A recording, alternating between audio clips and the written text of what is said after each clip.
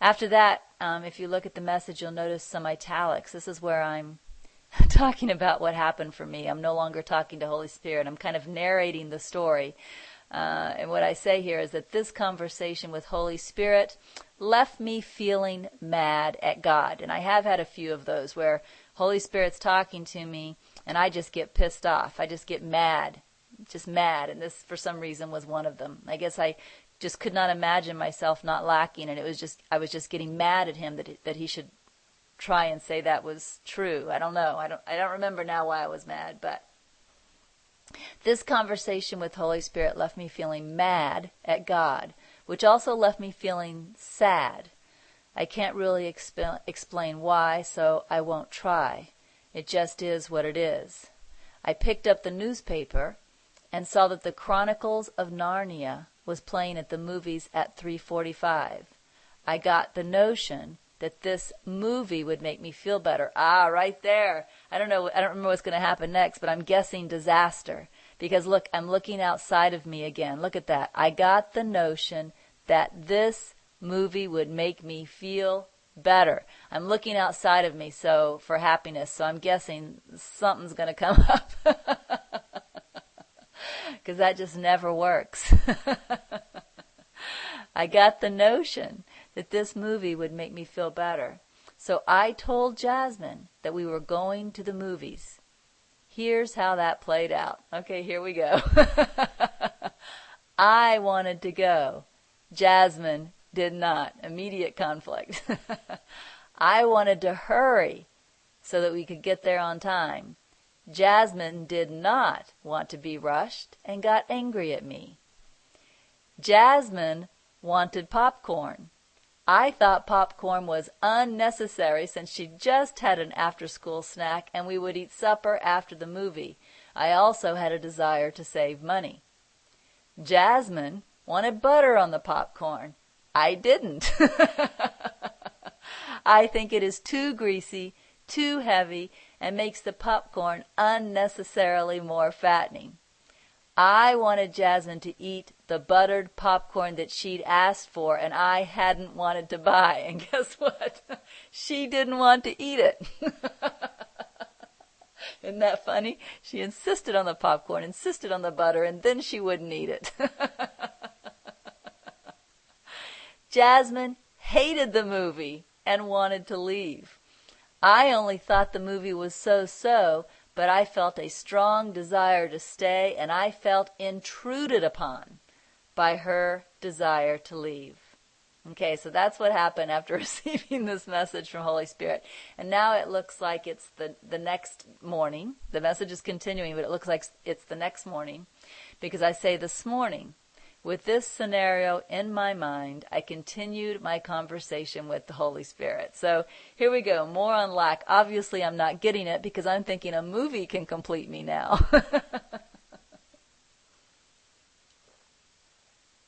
So obviously, I'm not getting this no lack thing. So here we go. I'm speaking to Holy Spirit. I'm glad I wrote this stuff down. At the very least, it's fun to look back on. I wouldn't remember this at all. I have the world's worst memory. Okay, here we go. I did notice a lot of resistance to letting go of an underlying anger toward Jasmine. So look at this. I'm noticing that I wanted to be mad at her. I'm noticing that. I wanted to be mad at her. I did notice a lot of resistance to letting go of an underlying anger toward Jasmine. I noticed a strong desire to hold on to that anger and to attack her, blaming her for my lack of peace. What would you share regarding this observation? So that's my question to Holy Spirit the next day. Answer. It's the obvious answer. It is the basic belief that you need something other than you. And you need that something controlled in a specific way in order for you to be happy. And then Jasmine was there with the same perception and desire. But what she thought she needed seemed to conflict with what you thought you needed. You had an awareness that letting go of your desires would bring peace. But you were unwilling to let it go because you were unwilling to let go of the basic belief that you need something other than you, controlled in a specific way in order to be happy. This is amazing. This is, if you guys will pardon me, this just shows how friggin' ridiculous we can be sometimes. You know, we're talking about popcorn with butter on it, a movie that really I wasn't that crazy about anyway. I was demanding that I needed this whole situation to be a certain way. I was demanding that I needed this whole situation to be a different way because underneath I was not willing to let go of the belief that I lack. I was insisting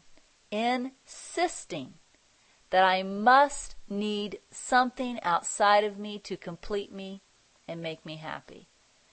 To me now that's just crazy. It's just crazy that I should want to do that, because if I want to insist that I need something out of me in order to make me happy, then what I'm really doing is insisting that I not be consistently happy, because I can never control things outside of me and have them a certain way. Of course, if I can just be happy with being, then guess what? I always get to be happy no matter what. And it's amazing to me that at one time I wanted to insist that I needed something outside of me to make me happy. I asked Holy Spirit then, I said, why am I so resistant to letting go of this belief? And Holy Spirit said, because you identify with it. It seems to be you. I said, please tell me more. How and why do I identify with lack and need? And Holy Spirit said, you identify as a separated part of the sonship, which is inherently identifying with lack and need. So here now we're really getting down to the why. Why would I insist that I need something outside of me? Because I want to insist that I am a separated individual, separate from everything else. And if I want to insist that I am separate, then inherently built into that is lack. Because I cannot be separate and be everything, because there's something I'm separate from, something that I've locked outside of me. He said, you identify as a separated part of the sonship, which is inherently identifying with lack and need. You cannot be apart from everything and be everything within yourself. It is one or the other. Either you accept yourself as everything and needing nothing, or you believe that you are not everything, and so you need something. You have chosen to be separate, to be individual, to have your own will and your own way. And so you have chosen not to be a part of everything. This is how you identify with lack and need. It is an inherent part of a choice that you made. It is also a choice that you continue to hold dear, which is why you experience strong resistance to letting go of the basic belief in lack and need. So think about that next time you think you want your popcorn a certain way and you're fighting with someone who's with you because they want the popcorn another way. Think about that. You are fighting. You're not fighting over popcorn. You are fighting to hold on to the belief that you're separate. Or anything else that we argue with our family members over, what side of the plate to put the silverware on, or, what movie we're going to watch, or, where you squeeze the tube of toothpaste at the bottom or in the middle. I mean, all of that is just an expression of our desire to believe we're separate. That's what we're really fighting for. Finally, I'm starting to get it because the next thing I say is, this is really helpful, which means, you're making sense now. Like Cliff said, it's not about the popcorn, it's about separateness. Like, okay, I get it. This is really helpful. I don't think I've looked at this belief like this before. Thank you. Thank you for waking me up, Holy Spirit. What would you share with me now? Holy Spirit says, recognizing your desire to hold on to the belief in lack and need is important. You can't give your willingness to let go of this desire until you recognize that it is your desire and held onto by your choice. Now that you've seen it, continue to notice when it comes into your awareness. So there's what I would call an assignment from Holy Spirit. Notice when we want to fight about the popcorn, or when we want to fight about what the family is going to watch on TV tonight, or when we want to fight about what restaurant we're going to. All these things that aren't at all important. The only reason they seem important is because we're fighting for our individuality. We're fighting for our belief in separation. And we all say we're on a spiritual path. We all say we want to awaken. We all say we want to realize our oneness. And yet we fight over whether there's butter on the popcorn or not. It's ridiculous. Recognizing your desire to hold on to the belief in lack and need is important. You can't give your willingness to let go of this desire until you recognize that it is your desire and held on to by your choice. Now that you have seen it, continue to notice when it comes into your awareness. Continue to notice when it comes into your awareness.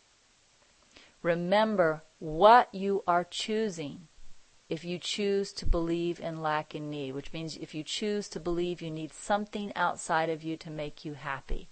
Remember what you are choosing. You're choosing to see yourself as separate instead of knowing the truth.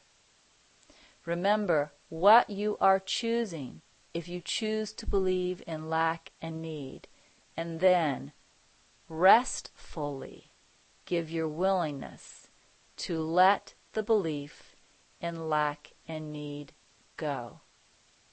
Just say, that's okay. I can eat my popcorn with butter on it.